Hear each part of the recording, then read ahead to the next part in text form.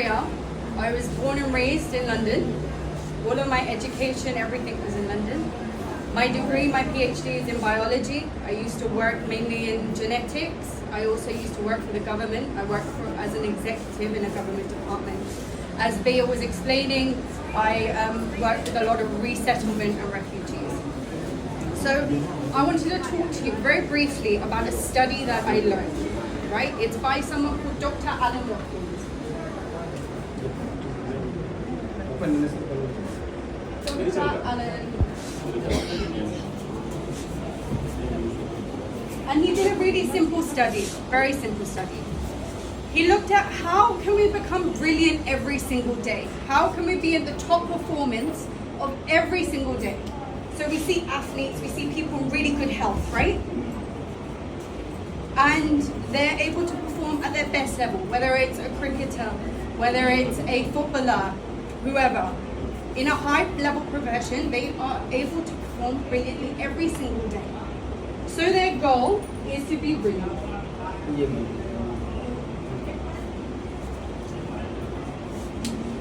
Is to be brilliant. Right, that's their goal. To be brilliant every single day. Right? To be at the top performing every single day.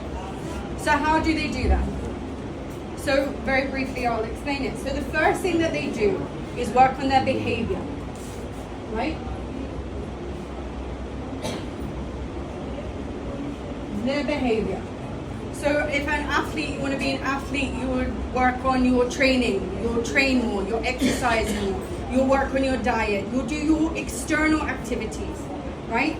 As Dr. G was explaining, you'll work on your nutrition, you won't have maida, refined foods, you'll take care of your health.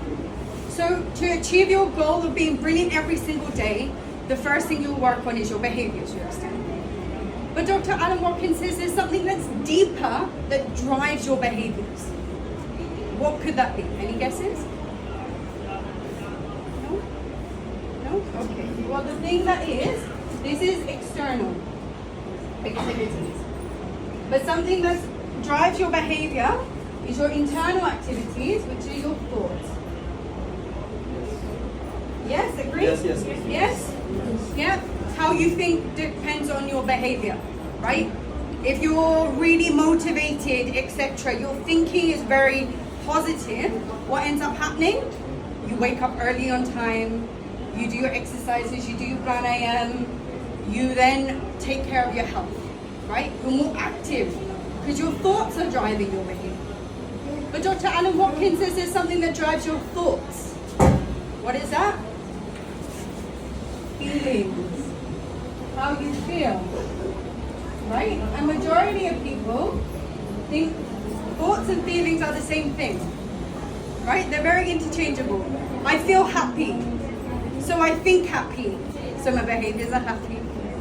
We think negatively, then we feel negative, we think negative. Then what happens?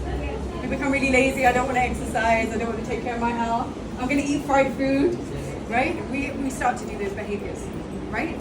So Dr. Alan Watkins says if we can control feelings, we can control our thoughts. Then we can control our behavior. Then we can achieve our goal. But he says there's something that drives our feelings, and that is your emotions. Emotions. The way he defines emotions is energy in motion. Easiest way to explain it. Because if you think about it, as Dr. G was explaining, you have your bioelectricity in your body, right? You receive a message, your body receives a message. That energy that flows through your nervous system, whether it's your hormonal system, your endocrine system, that energy in motion, then if it's positive or negative, will affect your feelings, which then will affect your thoughts, then affect your behavior, then will affect if you reach your goal, right? But he said there's something deeper than emotions. What is that? Your physiology. Physiology. What do we mean by your physiology? For instance, the fan is blowing, right? Cold air is coming. At the moment, it's still cold in Bali, right? But cold. the cold air hits your skin. You've got receptors on your skin, right? The receptors on your skin will send an electrical current from your receptors to your brain. Your brain will then process it. That's the energy emotion, right? That electrical current, that energy emotion will then affect. So if you're feeling cold, right, what happens? You then begin, the energy feels negative. You begin to feel negative. Then your thoughts are like, actually, it's really cold. I don't want to go outside. I don't want to talk to anyone. I'm going to stay inside. Your behaviors change. You'll find that your eating pattern changes in the cold as well. So all of your behaviors, your external behaviors change, your goal changes. Achieving your goal, being brilliant every single day changes. So Dr. Alan Watkins says, if you can control your physiology, you can control your emotions, then your feelings, then your thoughts and your behaviors. Very simple. How? Very simple. In our body, we have a specific organ that releases the most electricity in the body. Can you guess what that is? Dr. G, can you guess what that is? Yes. What is it? Positive, negative energies in the body. Yes, but the biggest organ, the organ that releases the most electricity in your body, majority of people think it's your brain. It's not.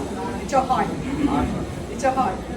Right? You would have seen in certain studies, or if you've gone to the doctors, you'll have your heart rate. Right? It'll be very erratic. That is the electricity that is going on in your body. Right? But what Dr. Alan Watkins says is, in this, majority of doctors will look at the high and low, give you the medium, and give you your blood pressure. Right? That's the average. Average. But he said, this variance between each up and down, if you can understand the difference in the variance, control that, you can control your physiology, then your emotions, your feelings, your thoughts, your behaviors. Okay? So then he says there's a technique, there's a way of changing your heart rate to then become more even. Your age, your diet, your genetics will affect how high and low it goes. But this variance, you see the difference? That's very erratic, that's very calm. How do you control this? By controlling your heart. How do you control your heart? I'm explaining this very short, right? So, how do you do this? By your breathing. And he practically shows this. If you breathe in and out in a rhythmic way, so you breathe in for 7 seconds, you breathe out for 7 seconds. You keep that rhythmic breathing going, then you're able to control this variance. Which means, just by controlling your breath, your breathing, keeping that level, you control your physiology, you control your emotions, your feelings, your thoughts, your behaviors, then you can achieve your goal of being brilliant every single day. Why am I talking to you about this today? I'm from London, I'm very Western before. But when I met my guru, Maa Ashutoshamvari, Baba Ashutoshamvar Maharaj, they explained this to me and they showed me the science. I'm very scientific, they showed me the science. But they also gave me that divine technique of Brahma Gyan, in which you can connect to that divine name of God that exists within each one of our brains. That all of our scriptures talk about, right? The UK is a very Christian country. Even in the Bible, it talks about this name. In the Quran, it talks about this name. In our Upanishads, in our Qurans, in our Veds, it talks about this name. So they activated that, in which what happened is now that when I focus on that breath, focus on that Adi name, what happens is then I gain mastery, not just control, I gain mastery over physiology, emotions, feelings, thoughts, behaviors. Now that I have control over this, what happens is I can control how I feel. I gain that mastery, which means I gain what? Freedom, in its true essence. So the reason why I'm talking about this today is that spirituality is the science of all sciences. We need to take care of this body. What TENS is doing is really great work. And I'm really, really happy to be invited here today. What they're doing and what they're motivating you on is taking care of your body in a natural, holistic way. What our Veds, Upanishads, what our Sanskriti, Bharat Sanskriti has been talking about about for years and years and years. But adapting it to this modern what's necessary. But this thing is that this Brahma Gyan, this divine technique, has existed since the beginning and is essential now.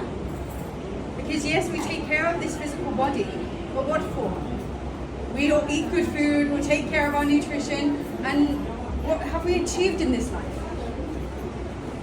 But we've been given this life for one main purpose, to see God. In the Guru Granth Sahib, it says, "Kai prapit manuk te huriya govel milanki teri bani. Abare kaaj tera kitna kaam mil saat sangat bach ke bani." That this human body has been given for one purpose, to seek, to connect with that supreme consciousness, to know thyself. First, we need to take care of this body. This body is a sadhan in which we can achieve that. When I met my guru, when Baba Ashutoshamvar Maharaj explained this to me, showed me, and practically put his hand on my head, showed me that divine light of God that Didi was explaining to us. Practically showed me, as a scientist we need practically showed me, practically awakened this within me. Then what did I realize? That I can now be brilliant every single day. And you can too. This divine technique isn't just for me, isn't just for us, it's for everyone. Whether you're grist, whether you're in sannyas, whatever your path is. Whether you're old, young, whatever your age. Whatever your ethnicity, whatever your cultural background, it's for everyone. And everyone deserves an opportunity to really live, to truly be free. To not be stuck in this erratic lifestyle, to understand balance and freedom. Okay? So that's where I like to release my words. Thank you so much for listening.